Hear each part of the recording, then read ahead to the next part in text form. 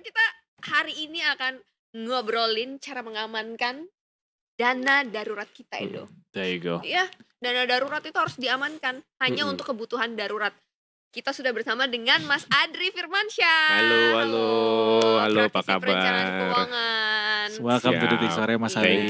Thank you. Mas Adri udah berapa lama ngumpulin dana darurat? Kira-kira dari sejak saya punya bonusan di kantor. Oke. Selama itu? Iya. Udah berapa lama Mas? Betul. Tetep ya nanya, udah berapa Saya lama Mas? kerja dari 2005 ya, tapi kan memang awal-awal kerja pastinya kebutuhan pokoknya masih tinggi banget ya, belum ada tabungan. Jadi ya paling dari 2010 2012 lah tipis-tipis mulai nabung gitu. Bentar, kita tanya dulu. Tadi Mas Adri bilang 2010 udah punya dana darurat. ngumpulinnya. Iya, Tapi betul. kan tadi Mas Adri nyebutin bonus. Sejak saya punya bonus, artinya karena ngumpulin gini. dana daruratnya dari bonus apa gimana? Iya, yang paling banyak dari sana. Tapi ya dari gaji juga adalah sebagian. Jadi memang kalau dari gaji kan kecil-kecil doang nih. Sebagian besar saya pakai buat kebutuhan pokok. Begitu ada bonusan, baru masuk lagi. Tapi Agak kalau gede ada uang dikit. lebih, ada dana lebih yang masuk, itu semuanya dialokasikan untuk dana Enggak darurat. semuanya, Oh, pasti nggak ada semuanya. alokasinya Oh, gitu. oke. Pasti ada alokasinya. Karena kita tetap harus hidup secara proper ya, memenuhi kebutuhan hidup sehari-hari kita kan. Betul. Kayak gitu. Ya Belum nggak buat sih? beli Belum buat BMW, Waduh, buat belum. beli Nonton konser konser. Blackpink yang Ih, lagunya begadang, oh, bukan ya? lucu juga nih Mas Lucu Adri nih. juga dia. Gimana Di tuh? situ- Blackpink di bawa situ- lagu begadang gimana tuh? Di situ Mas Adri nyampe sih. Nyampe sih, parah. Nyampe. Parah banget. Menurut gue Mas Adri harus hadir tiap hari sih. Oh gitu, jangan dong. Langsung ditolak. Mas lumayan ini buat tambah dana Mm-mm. darurat. Oh iya betul ya. Iya kan? Dicariin sama bos di kantor. Izin mulu laundry gue lihat-lihat katanya gitu. Iya. Bos ini ininya lagi di sini nih bos. Tapi kalau boleh di-share ke kita Mas, success story ketika mengumpulkan dana darurat itu termasuk kayak sweat and Yes. blood-nya kayak gimana? Iya. Oke, gini. Jadi saya mulai dari ini dulu ya, dari kenapa sih harus ada dan apa itu dana Kebutuhan darurat, dana gitu darurat kan. itu Jadi gini, ya. kita kan pasti dalam hidup lah, so filosofis ya. Wih. Pasti punya tujuan lah ya. Kita punya tujuan Bener, keuangan gitu. Jadi so asik. Gitu ya. Ya kita punya tujuan yang kita pengen capai. Hmm. Nah, kita pasti punya rencana nih untuk mencapai tujuan itu. Tapi dalam perjalanannya kan nggak semua rencana itu berhasil ya. Pasti ada aja gitu kan rintangan, halangan Iya. gitu kan yang bikin akhirnya rencana itu nggak berjalan sesuai dengan yang kita harapkan. Ya kalau kita ibaratkan perjalanan itu kita pakai mobil ya buat mudik, tengah jalan ternyata bannya bocor gitu. Sementara kita tetap harus sampai ke tempat tujuan gitu ya. Kalau nggak ada ban serep, kita akan stuck di situ kan. Makanya kita pakai ban serep gitu biar bisa tetap jalan. Walaupun mungkin kualitas ban serepnya tidak seperti kualitas ban aslinya gitu kan ya. Tapi at least kita bisa tenang jalan, melanjutkan perjalanan, menentukan arah perjalanan selanjutnya. Nah kurang lebih dana darurat itu, seperti ban serep. Jadi apapun tujuan kehidupan kita, ketika terjadi sesuatu yang tidak sesuai rencana, kita akan selalu bisa utilize si dana darurat ini untuk kemudian kita pakai melanjutkan perjalanan kita dan dengan tenang kita rencanakan tujuan-tujuan selanjutnya. Jadi dana darurat itu adalah dana yang secara rutin kita sisihkan untuk menanggulangi kejadian-kejadian yang tidak terduga di masa depan. Ya kita nggak bisa duga kan masa depan kan, tapi kita bisa merencanakan gitu kan. Nah ini sebisa mungkin dana yang nggak kita atik lah gitu ya. Bukan dana yang kita sisakan buat investasi kah, buat beli konser gitu kan, atau buat apa. Bener-bener dana yang kita titipin deh buat masa depan kita nih gitu. Kurang lebih seperti itu. Ada besaran atau nominal yang aman gitu untuk memulai dana darurat ini. Nah itu sebetulnya balik lagi tergantung dengan kondisi kita masing-masing ya, dengan kondisi kita masing-masing, dengan pekerjaan kita itu seperti apa, apakah kita bekerja secara tetap, permanen, atau kita adalah yang kerjanya itu nggak tetap gitu kan ya.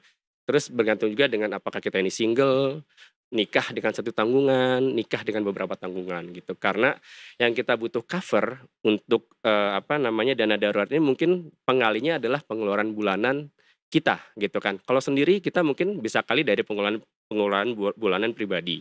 Ya biasanya rumusnya 3-6 kali pengeluaran bulanan.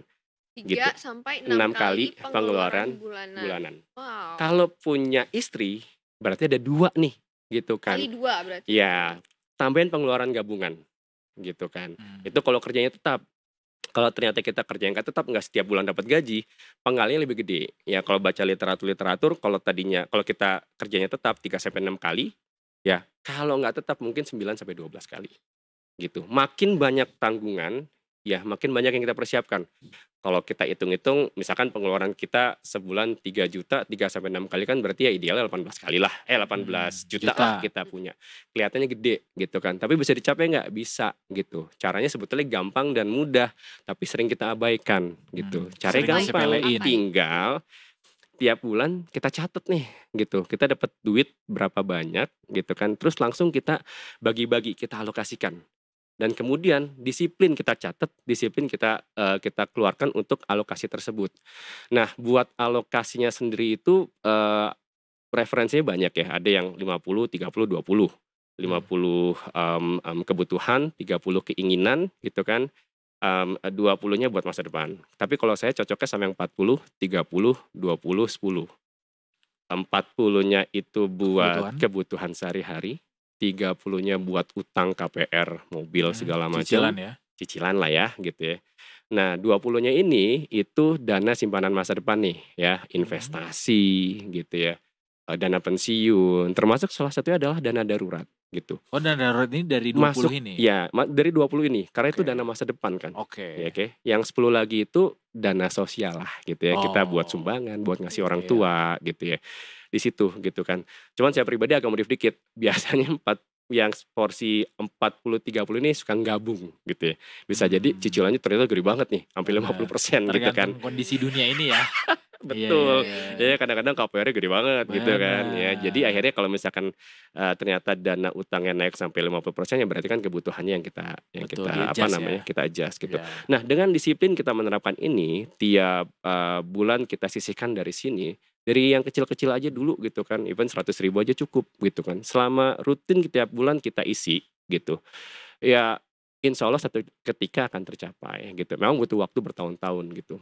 Gimana caranya disiplin? Nah gini, kalau kayak cerita saya tadi ya, saya tuh udah beberapa kali ngalamin akhirnya saya harus pecahin si dana darurat ini gitu. Tadi saya bilang ya, saya mulai bisa nyicil buat dana darurat itu ketika kerjanya udah ada bonusan. Artinya gini, sebelum 2010 saya kerja di satu yayasan yang gak ada bonusnya gitu kan. Jadi ya habis buat kehidupan sehari-hari. Begitu kerja kantoran mulai ada nih sisihan-sisihan gitu kan. Jadi saya mau cicil kecil-kecil gitu kan, dari mulai 100.000 aja gitu.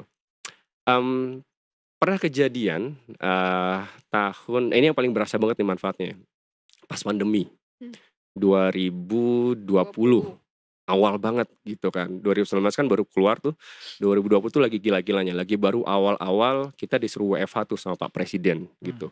Saat itu istri saya lagi hamil muda pula gitu kan, dipecat dong karena perusahaannya kolaps gitu kan. Nah nggak ada kerjaan gitu kan, usia saya sudah 38 saat itu, udah nggak muda. Saya kepikiran nyari kerja mungkin gak gampang gitu ya. Istri juga lagi punya kebutuhan gitu ya.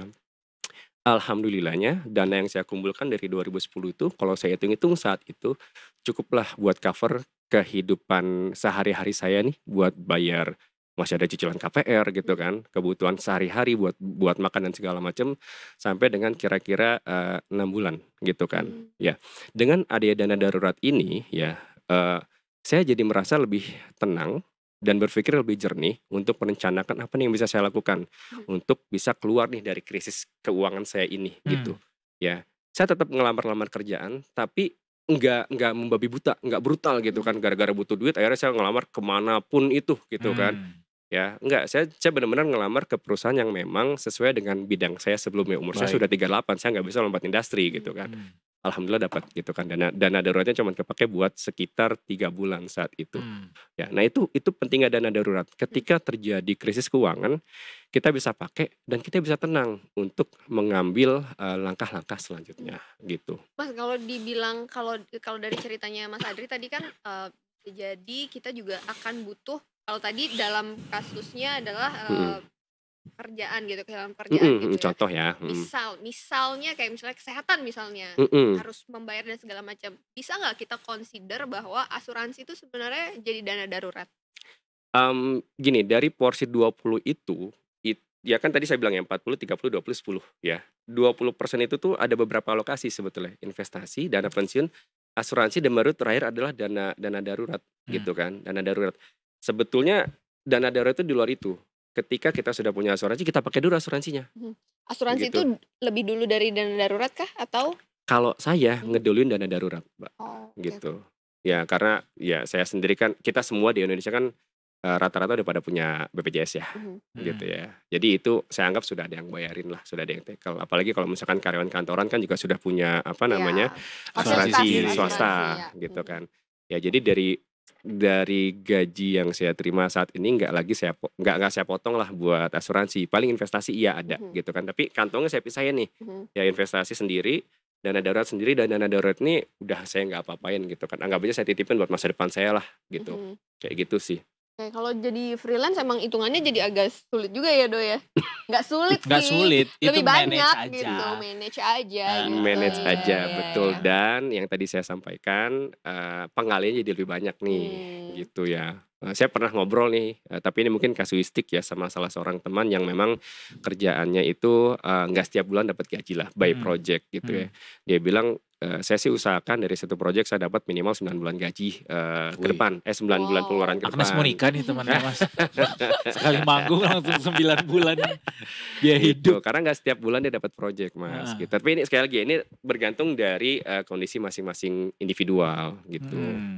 Gitu. Ya. Yang ya memang yang buat karyawan kantoran lebih terstruktur lah, karena tiap bulan masih bisa dapat gaji gitu.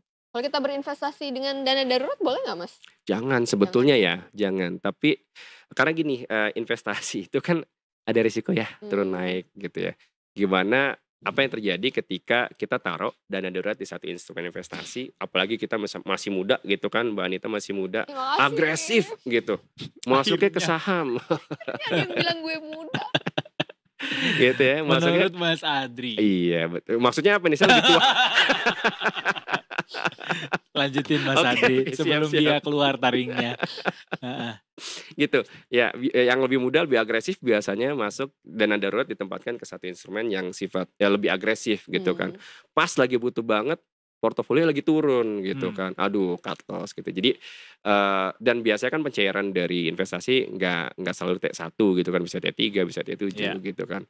Ya sebaiknya disisihkan tuh benar-benar disisihkan ke kalaupun mau masuk ke apa namanya instrumen yang menghasilkan return lebih tinggi, mungkin bisa masuk ke semacam reksadana pasar uang lah gitu ya. Yang risikonya lebih rendah. Risikonya lebih rendah gitu, tapi imbal hasilnya lebih bagus dari apa namanya deposito gitu. Itu boleh gitu, tapi jangan sampai ke yang lebih agresif deh. Iya, Gitu. berarti dana darurat itu harus liquid ya, harus yang bisa segera digunakan Betul. Jadi kurang ideal kalau misalnya di dalam bentuk logam mulia atau logam, maksudnya ke dompet investasi aja deh gitu. yang bisa langsung digunakan. Bisa langsung. Ya sekarang kan kita ngomong logam mulia karena emang lagi tinggi banget naiknya. Coba lihat beberapa tahun lalu pas lagi declining kan. Resikonya juga ada. Betul. Atau di spread Kayak juga nggak gitu. apa-apa nggak sih Mas? Kalau di Kenapa? spread gitu kayak disebarkan. sebagian di reksadana, sebagiannya Ya, lagi makanya itu yang dari porsi 20% tadi itu Mas, gitu ya. 20%-nya yang bagi nih.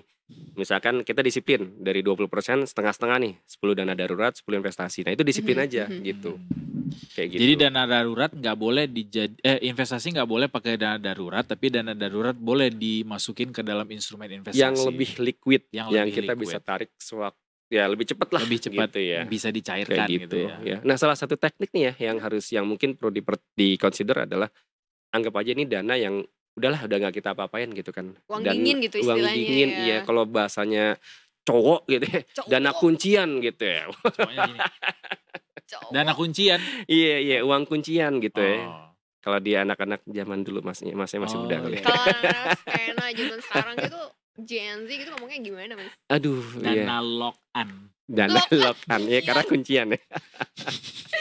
Nanti kita tanya dulu sama yang anak-anak Jaksel approve itu ya. Anak Jaksel. Iya boleh. Ada di sini banyak anak Jaksel approve di sini. Iya. Siap. Itu ada satu tuh yang lagi duduk Iya. diem, kayak mukanya iya, sosok bener. misterius. Padahal sebenarnya itu lagi buka anime itu. Iya, nggak penting lah pokoknya itu yang dibuka sebenarnya. Nggak sepenting dana darurat yang harus Oh, gitu. Iya. Yoi. Soalnya Jadi- banyak ini orang Gimana nggak punya dana darurat padahal dia udah cukup lama mendapatkan gaji gitu Mas, alias Apa ngantor iya gitu, benar? Apa berkarir. sih yang bikin orang tuh jadi hesitate gitu Mas untuk memulai dana darurat meskipun kayak kata Edo tadi, Mm-mm. sebenarnya udah punya dana gitu, udah bisa dialihin gitu.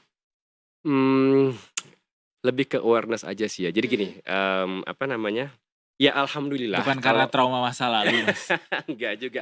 Ini kita lebih ke mempersiapkan diri saja untuk sesuatu yang mungkin terjadi di kemudian hari. Ya kita nggak ada yang pernah tahu kan masa depan tuh kayak gimana kan. Ya saat ini ya alhamdulillah mungkin kita masih berpenghasilan gitu ya, masih dapat rutin, rumah KPR udah kebayar gitu kan. Kita nggak pernah tahu yang terjadi di masa depan seperti apa gitu ya. Ya kalau teman-teman mungkin ya udahlah, saya juga ada gajian anyway gitu kan. Saya punya tabungan investasi lumayan gede, udahlah saya nggak usah dana darurat gitu. Alhamdulillah kalau benar-benar nggak pernah kejadian yang macam-macam nih gitu kan.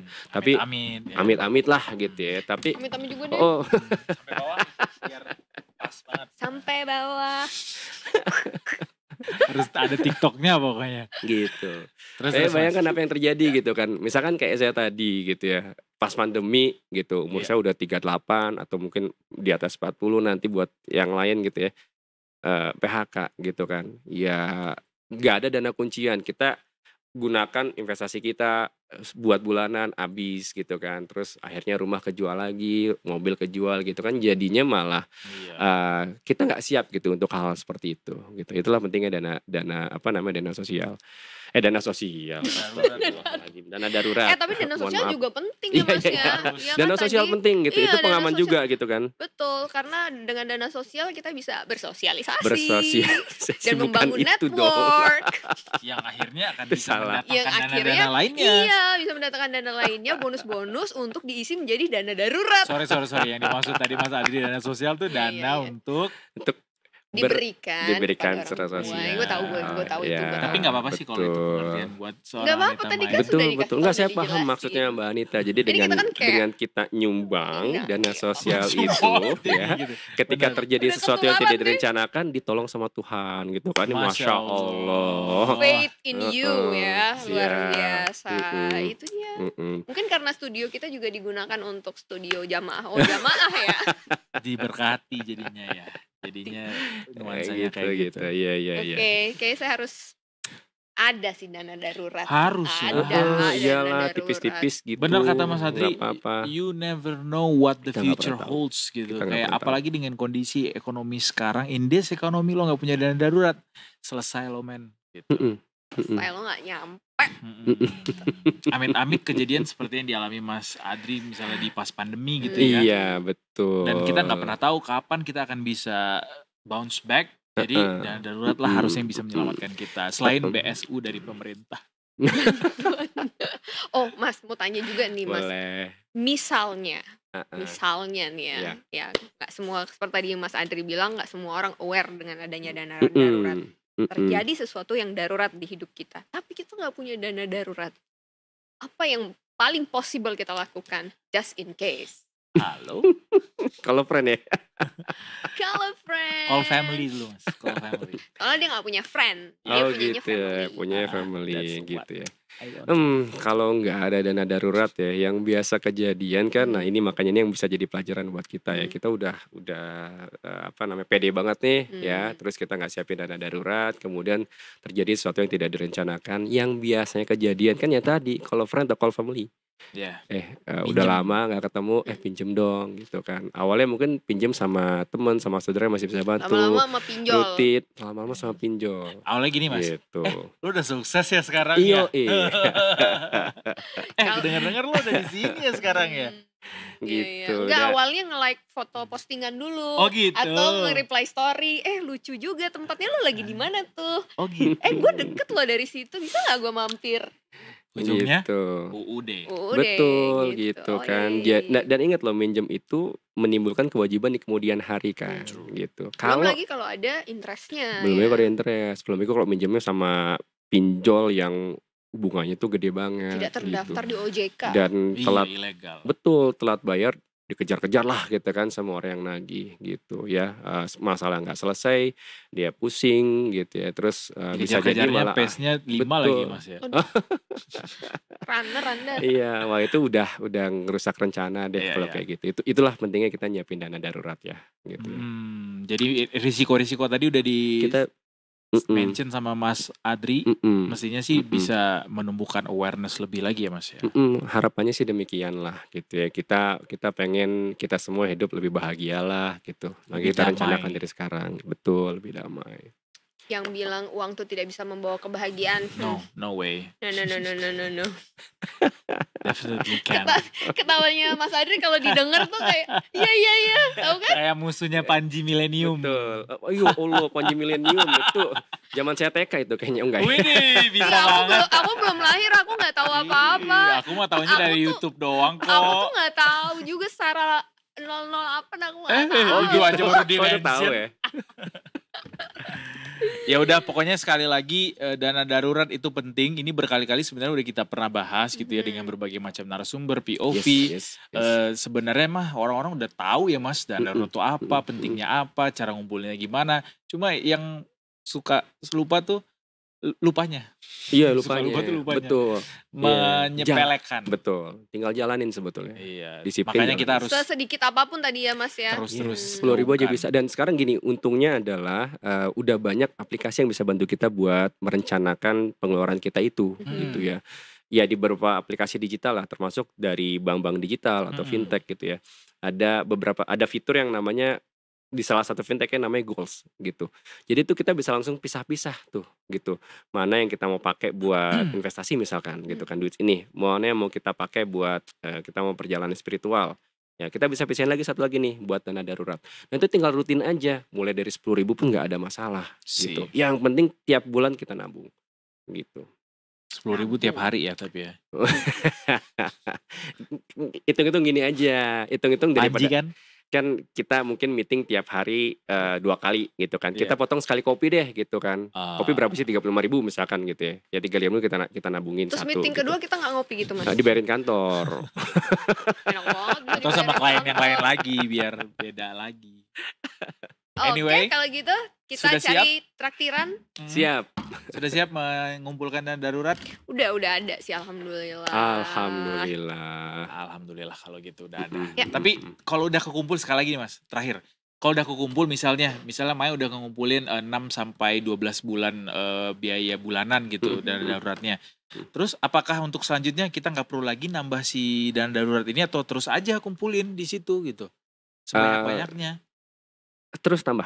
Kenapa? Terus tambah. Karena pasti kebutuhan bulanan kita tiap tahunnya nambah. Oh. Gitu kan. Kita terus aja tambah gitu. Dan kita juga nggak tahu kejadian darurat apa yang akan terjadi. dan seberapa besar nantinya seberapa gitu. besarnya. Dan ingat, dana darurat bisa juga kita artikan sebagai dana strategik masa depan ya.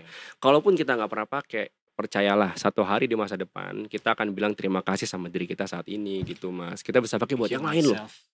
Gitu. Betul. Hug yourself. Iya, Yourself. waktu kita lagi terbaring di rumah sakit dengan kepala diperban kayak thank you myself. Emang lu pernah ya? Enggak. Oh gitu. Alhamdulillah. Terima kasih Yap. Mas Adri sekali lagi sudah diingetin kitanya nih. Mas Edo, Mbak Anita Mei. Sama-sama.